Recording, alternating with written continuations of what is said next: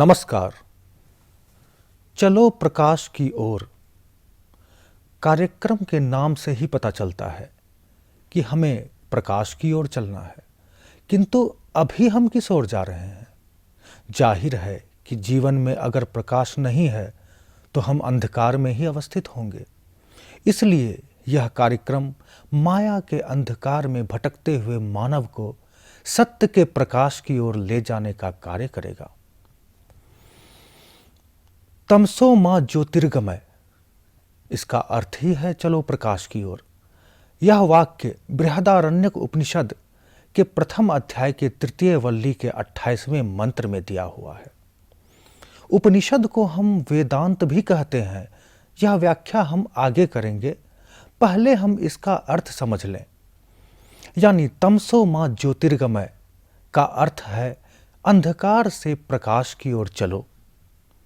मतलब क्या? वर्मा जी के घर में लाइट चली गई है तो गुप्ता जी के घर में चले जाएं क्योंकि वहां प्रकाश है? नहीं, इसका अर्थ है कि हमारी आंतरिक ज्योति माया के अंधकार से ढक गई है, इसे सत्य ज्ञान के प्रकाश द्वारा प्रतिष्ठित किया जाए। अब माया का अंधकार है क्या और वह शाश्वत ज्योति किस प्रकार की है? आप जानते होंगे कि वैज्ञानिक नियम के अनुसार किसी भी अंधकार को विधि पूर्वक दूर नहीं किया जा सकता, क्योंकि वह अंधकार ज्योति के जलते ही समाप्त हो जाता है। प्रकाश का उल्टा पहलू ही तो अंधकार है। आपके जीवन में प्रकाश का अभाव है, इसलिए अंधकार पनप रहा है। आइए इस अंधकार और प्रकाश की व्याख्या करते हैं।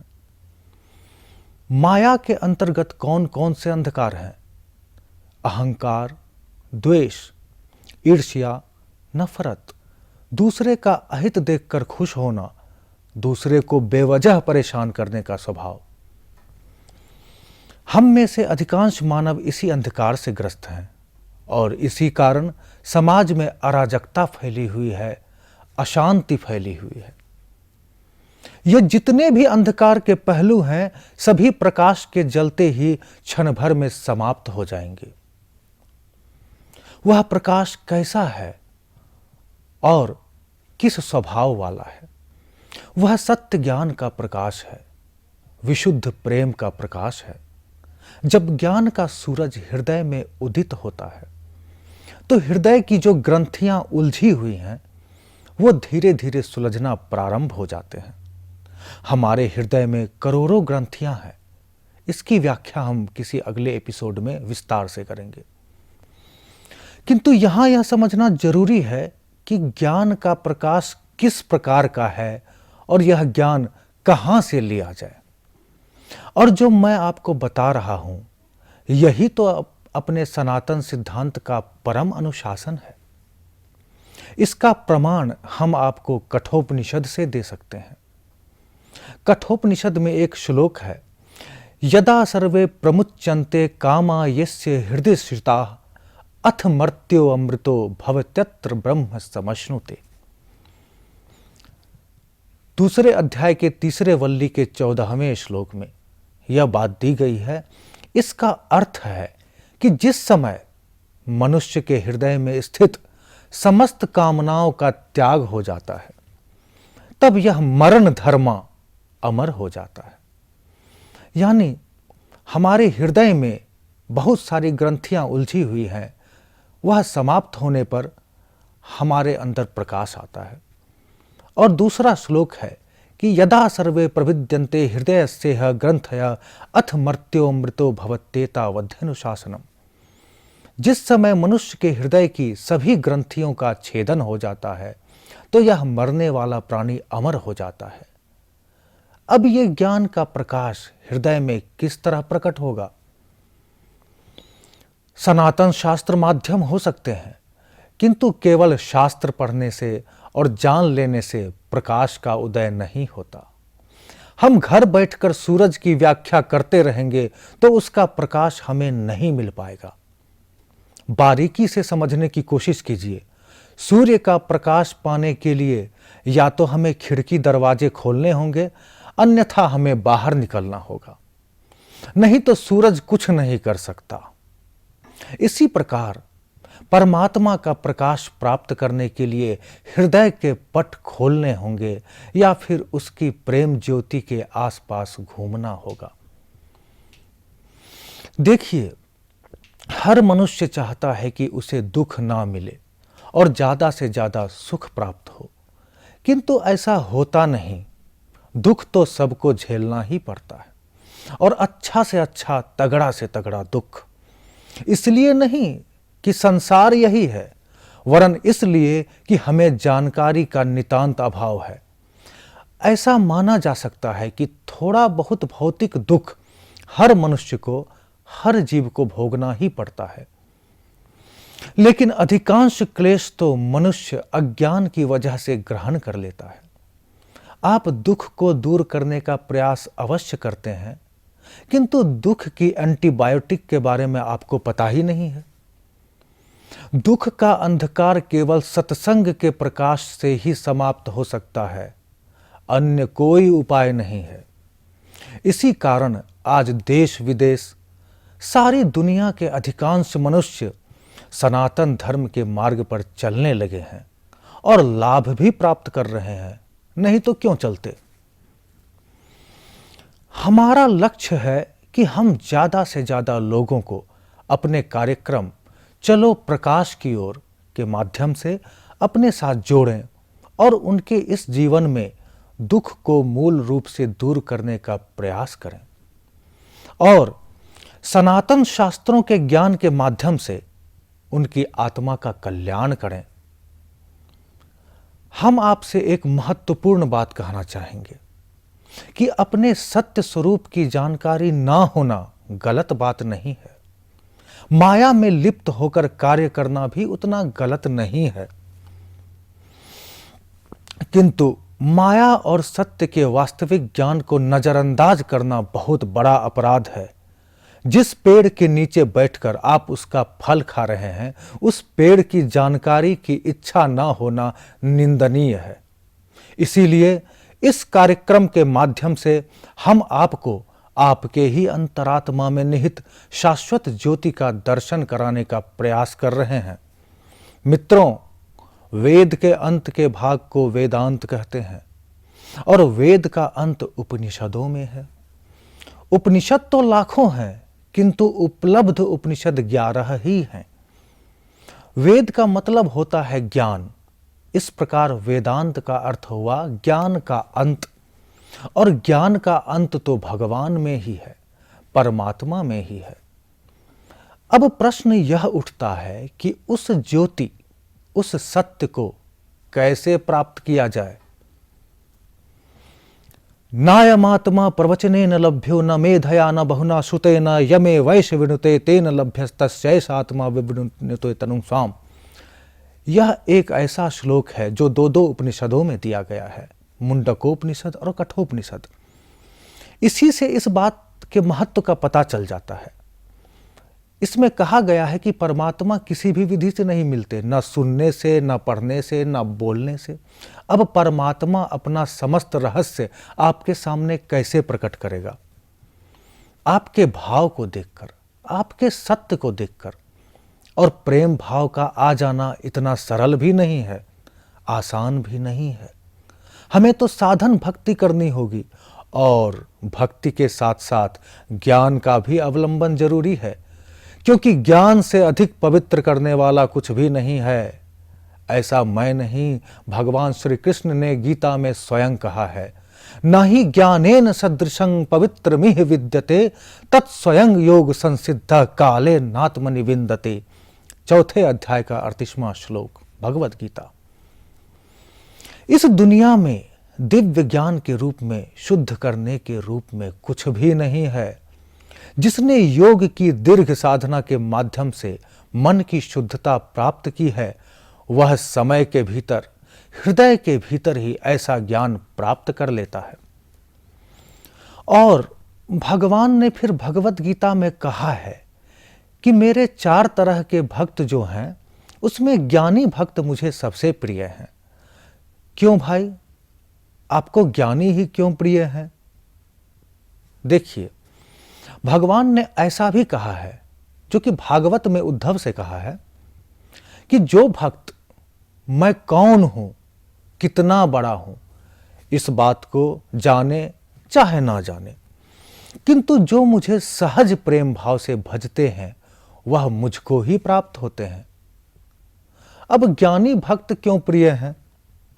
इसलिए कि ज्ञानी ही इस बात को जानता है कि भगवान कौन है, कैसा है और कहां रहता है और किस मिजाज वाले हैं। अनंत जन्म के कर्मों से बंधा हुआ प्राणी माया से अभिभूत रहता है। आत्मा का ज्ञान यानी अपना ज्ञान हो जाने के बाद जीव के माया की ग्रंथि खुलने लगती है और उसके सामने सत्य का आईना प्रकट हो जाता है। फिर वह जैसा है वैसा का अपने को समझ लेता है और कृतार्थ हो जाता है, कल्याण को प्राप्त हो जाता है। आप क्यों अंधेरे में हैं? क्योंकि एक तो अनंत जन्मों का सफर है और दूसरा कोई लाइट वाला व्यक्ति आपके सामने नहीं आया। बहुत से विद्वानों ने अपने मंच पर लाइट की बातें तो की, बहुत प्रयास किया और अभी भी कर रहे हैं, लेकिन ज्योति की वास्तविकता को वहां रख नहीं पाए। कारण यह है कि उस ज्योति को परिभाषित करने की कोई निश्चित विधि नहीं है, क्योंकि उपनिषद के अनुसार नान्तः प्रज्ञं न बहिष्प्रज्ञं नोभयतः प्रज्ञं न प्रज्ञान घनं न प्रज्ञं न अप्रज्ञं अदृष्टम अव्यवहार्यम अग्राह्यम अलक्षणम अचिंत्यम अव्यपदेश्यम एकात्म प्रत्ययसारम प्रपंचोपशमम शांतम शिवम अद्वैतम चतुर्थं मन्यते स आत्मा स विज्ञेय। यह मांडुक्य उपनिषद के सप्तम पुष्प में है, जिसका मतलब है कि अंदर बाहर किसी प्रकार परमात्मा को प्राप्त नहीं किया जा सकता। और दूसरे श्लोक में भी आप देखिए, यस्या मतंग तस्य मतंग मतंग यस्य न वेद स अविज्ञातम विजानताम विज्ञातम अविजानताम। जो जानना, जो कहते हैं कि मैं जानता हूं वो नहीं जानते, और जो कहते हैं कि परमात्मा को मैं नहीं जानता वास्तव में वही उन्हें जानते हैं। यह बात उपनिषद में दी गई है। ये मैं आपको सनातन शास्त्र का निचोड़ बतला रहा हूं। हम भगवत गीता पर आएंगे, जरूर आएंगे, क्योंकि सारा ज्ञान उसी में मिलेगा, और ये बताएंगे कि भगवत गीता क्या है और किस लिए है। पहले तो हम अपनी स्थिति की व्याख्या कर लें। भगवत गीता बताएगी कि हम उस तत्व को कैसे जानें। एक चीज समझ लेना आवश्यक है कि जो वस्तु सीमित है उसके माध्यम से हम शाश्वत और असीम चीज को कैसे जान सकते हैं। दो तरह की बातें तो हम देखते हैं संसार में, एक वो जिसका उत्पत्ति और विनाश होता है, और दूसरा जो अनादि और अनंत है। वैज्ञानिक पुस्तकों के माध्यम से भी हम कह सकते हैं कि ऊर्जा अनंत है और वस्तु यानी पिंड, चीज अनित्य है। उसका जन्म और विनाश होता है, किंतु ऊर्जा का न तो जन्म होता है और न ही विनाश होता है, उसका संरक्षण होता है। अब नोएडा से एक बच्चा शिवांश जी हमारे साथ जुड़ गए हैं और हमसे एक प्रश्न करना चाहते हैं। पूछिए शिवांश जी, क्या पूछना चाहते हैं? गुरु जी, मैं आपसे यह पूछना चाहता हूँ कि गीता का ज्ञान हम बच्चों के लिए है या नहीं। शिवांश जी, आपने इतनी छोटी सी उम्र में इतना बड़ा प्रश्न कैसे कर लिया? गीता का ज्ञान बच्चों के लिए है या नहीं, इस पर मैं क्या कहूं। ना ही भगवान ने ऐसी बातें कही और ना ही कभी हमने दिमाग लगाया, लेकिन मैं अपने मत से इतना जरूर कहना चाहूंगा कि भगवत गीता का ज्ञान हर उन लोगों के लिए है जिन्हें भगवान के प्रति भक्ति है या फिर भगवान के प्रति जिज्ञासा है। आप एक छात्र हैं, आप इतना ही समझें कि गीता का ज्ञान यही कहता है कि मेहनत पुरजोर करें, लेकिन रिजल्ट की तरफ ज्यादा ध्यान ना दें। माता पिता का कहना माने, उनका आदर करें और भगवान का स्थल या उनकी प्रतिमा कहीं भी दिखाई दे तो हाथ जोड़कर प्रणाम करें, वहां थोड़ा झुक लें। अपने जीवन में दो तरह का उद्देश्य रखें, एक वह जिसमें आप बड़े होकर क्या बनना चाहते हैं, है कि नहीं, और दूसरा वह जिसमें आप ईश्वर का ज्ञान और उसकी भक्ति के माध्यम से विश्व का कल्याण किस प्रकार करते हैं। समझ में आ गई बात? कई गुरुजन भी कह चुके हैं और आप देख रहे होंगे कि अब समय बदल रहा है और सनातन धर्म की सत्यता धीरे धीरे हमारे सामने आने लगी है। कुछ वक्त और लगेंगे, लेकिन अधर्म से धर्म का, असत्य से सत्य का, अनीति से नीति का और अंधकार से प्रकाश का, दुर्गंध से मलयानिल का, सड़े हुए कुविचारों से नवयुग निर्माण की दिव्य भावना का घोर युद्ध होगा, यानी महापरिवर्तन होगा। मतलब कि यह युद्ध पाप और पुण्य के बीच में, दुख और सत्संग के बीच में होगा। इस धर्म युद्ध में ईश्वरीय सहायता न्यायी पक्ष को ही मिलेगी। अब वो जमाना गया कि कुछ भी करके कुछ भी प्राप्त हो जाए। कई लोग कहते हैं कि यह कलयुग और सतयुग का मिश्रण है। अब कोई भी कर्म करे तो संभल कर करे, अन्यथा परिणाम हाजिर है। पांडवों की थोड़ी सेना कौरवों के मुकाबले में, राम का छोटा सा वानर दल विशाल असुर सेना के मुकाबले में विजयी हुआ था। अधर्म अनीति की विश्वव्यापी महाशक्ति के मुकाबले में सतयुग निर्माताओं का दल छोटा सा मालूम पड़ेगा, परंतु भली प्रकार आप विचार कर लीजिए, सोच लीजिए कि हम निकट भविष्य में यह देखेंगे कि सारे पाप प्रपंच ईश्वरीय कोप की अग्नि में जल जल कर भस्म हो जाएंगे और संसार में सर्वत्र सद्भावों की विजय पताका फहरावेगी। बीच में महामारियां भी आ जाती है, उनसे भी लोग थोड़ा थोड़ा समझते हैं, लेकिन बाद में माया से ग्रस्त हो जाते हैं। प्रायः लोग सुख शांति की तलाश करते हुए जंगलों, पर्वतों, एकांत स्थलों, तीर्थस्थानों, मंदिरों आदि में भ्रमण किया करते हैं। इतने पर भी आत्मा की प्यास नहीं बुझती और वह स्थायी शांतिपूर्ण स्थिति प्राप्त करने के लिए सदा तरसती रहती है। उक्त स्थानों में यानी तीर्थों में जब तक निवास है, तब तक उसके वातावरण के अनुरूप स्थूल और क्षणिक शांति की झांकी भले ही हो जाए, पर पूर्ण शांति नहीं मिल सकती। कारण यह है कि संसार का प्रत्येक परमाणु गतिशील, परिवर्तनशील और चंचल है। स्थूल जगत का कोई भी पदार्थ यानी अणु परमाणु स्थिर नहीं है, यह तो आप जानते ही हैं।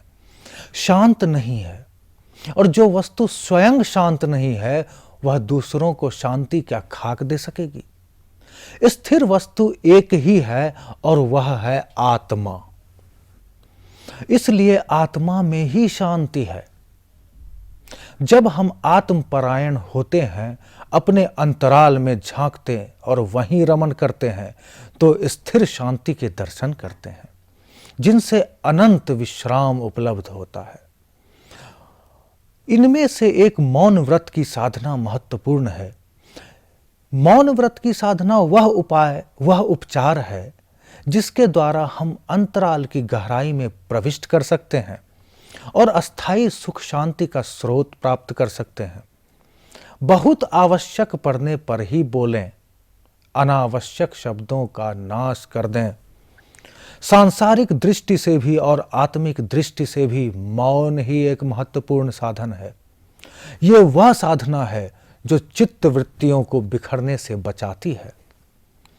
चुप रहने से वाणी के साथ व्यय होने वाली मस्तिष्कीय शक्तियों की क्षति होने से बचत होती है। यह बचत आत्मचिंतन में लगा दी जाए तो शांति के उस स्रोत तक पहुंच सकती है जो हमारी अशांतियों को हटाकर सुखद, शीतल और स्निग्ध शांति का आश्वासन देती है। इस प्रकार के विश्वास के उपरांत नवीन चैतन्यता, स्फूर्ति और जीवनी शक्ति प्राप्त होती है जो कार्य क्षमता, सूक्ष्मदर्शिता और प्रतिभा को कई गुना बढ़ा देती है। जिस प्रकार शोरगुल वाले कोलाहलपूर्ण वातावरण में हम पास के शब्द भी नहीं सुन पाते, किंतु निस्तब्ध वातावरण में दूर दूर की ध्वनियां भी आसानी से सुनी जा सकती हैं, उसी प्रकार अशांत उद्विग्न मन अंतरात्मा की आवाज नहीं सुन पाता। कार्यक्रम के माध्यम से उन्हें सुनने के लिए मौन होने की आवश्यकता पड़ती है। हम यही बताना चाहते हैं। आत्मा के प्रति परमात्मा की जो संदेश है, ध्वनियां हैं, उन्हें मन और वाणी से मौन होकर ही सुना जा सकता है। यह एक दैवी रेडियो है। चुप रहकर अंतर्मुखी होकर ही साधक परमात्मा के प्रकाश को ग्रहण कर सकता है। ये मैं सुख प्राप्त करने के लिए बता रहा हूं, अन्य सांसारिक कोई भी उपाय नहीं है। सांसारिक कोलाहलों में मन को हटाकर, सांसारिक कोलाहलों से मन को हटाकर जब हम अंतरात्मा की सुई परमात्मा के केंद्र पर स्थिर कर देते हैं तो ईश्वरीय वाणी सुनाई पड़ने लगती है। जो कुछ सुनने लायक है वह मौन के देवी रेडियो के माध्यम द्वारा जाना जा सकता है और सुना जा सकता है। जो व्यक्ति हर घड़ी कुछ न कुछ बोलता रहता है, अनावश्यक रूप से लप लप जीभ चलाता है, दुनिया भर की अगड़म बगड़म बकता रहता है, उसके लिए अंतर्मुखी होने और मौन के दैवी लाभ को प्राप्त करना कठिन है। कितने ही व्यक्तियों की ऐसी आदत होती है कि उनसे चुप नहीं रहा जाता, हर वक्त उनकी जीभ कतरनी की तरह चलती रहती है। ऐसे लोग यह नहीं समझते कि शब्द के साथ हमारी कितनी विद्युत शक्ति, जीवनी शक्ति एवं प्राण शक्ति मिली रहती है। वाणी के साथ साथ हमारी संचित शक्तियों का भी क्षय होता है।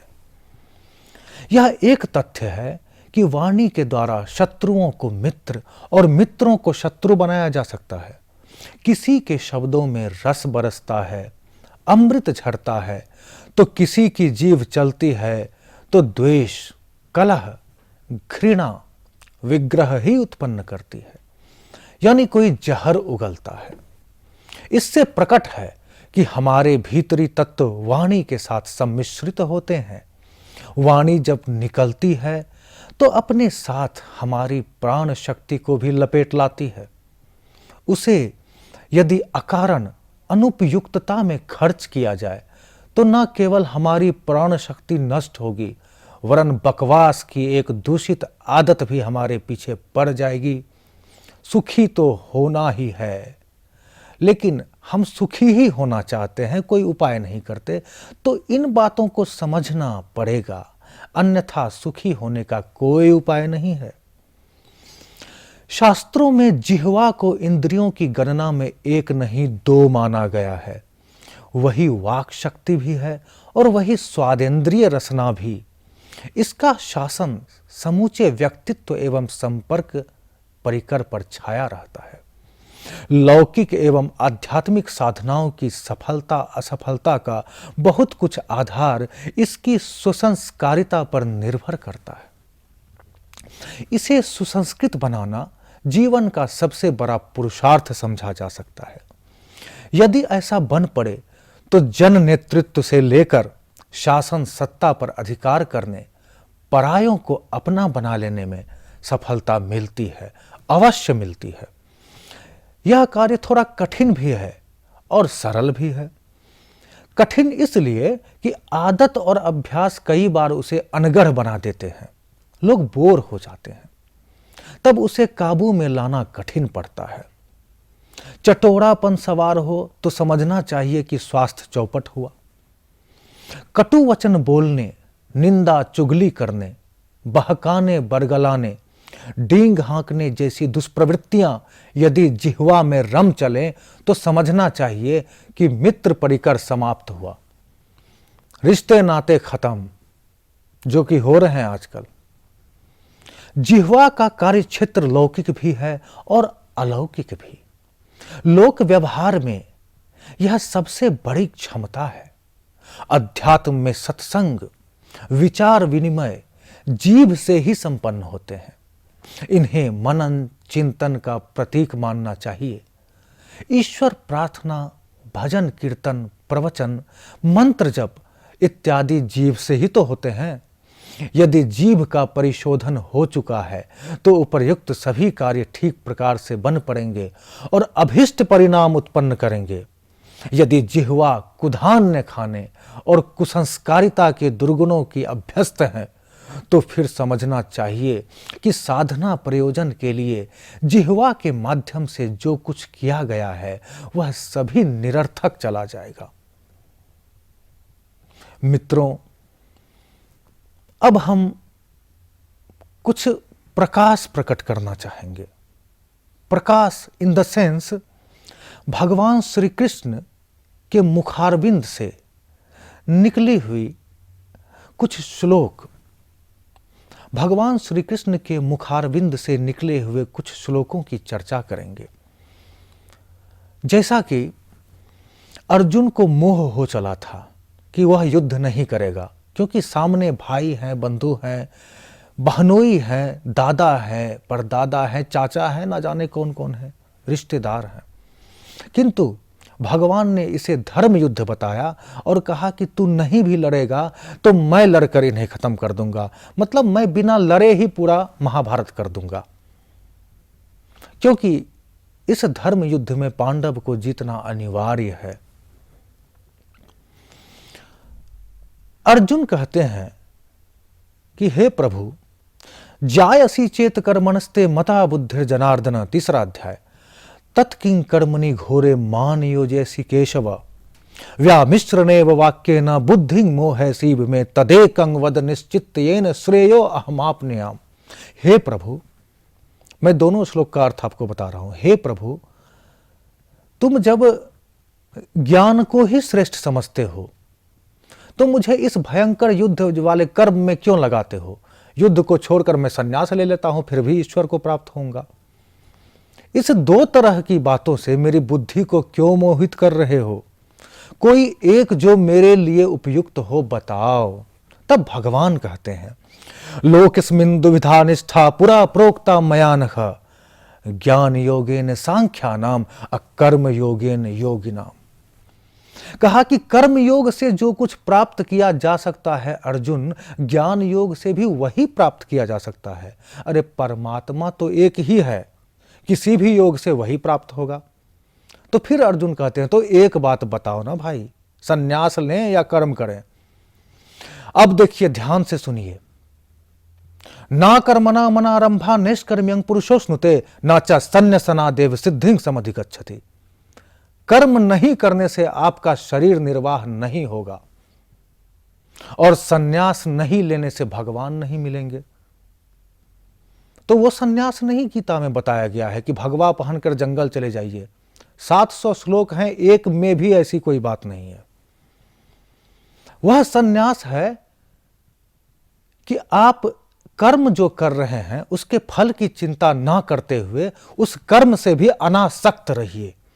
फेविकॉल का जोड़ा बनकर के मत चिपकिए, क्योंकि आंसू बहने का वही एकमात्र कारण है। अगर आप चेहरे पर मुस्कान चाहते हैं सदा, तो आप इस भगवद गीता के श्लोक का अवलंबन करें, उसे समझने का प्रयास करें।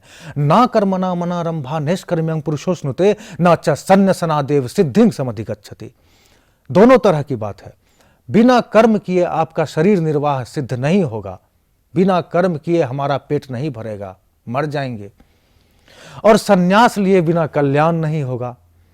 तो इसी कर्म में हे अर्जुन, तू निरंतर युद्ध कर और मेरा स्मरण भी कर। समझ लिए?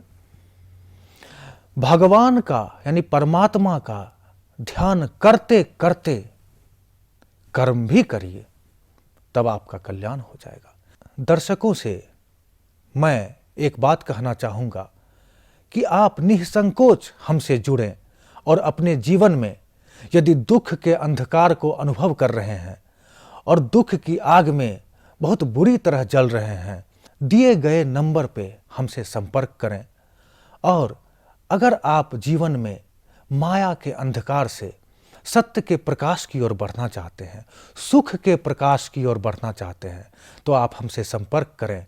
हम आपको विश्वास दिलाते हैं कि आपको सुख के प्रकाश की ओर ले जाने में हम पूर्ण प्रयास करेंगे। इस एपिसोड में बस इतना ही। अब हम अगले एपिसोड में आप सबके साथ बात करेंगे और ज्ञान का प्रकाश को विस्तृत करेंगे।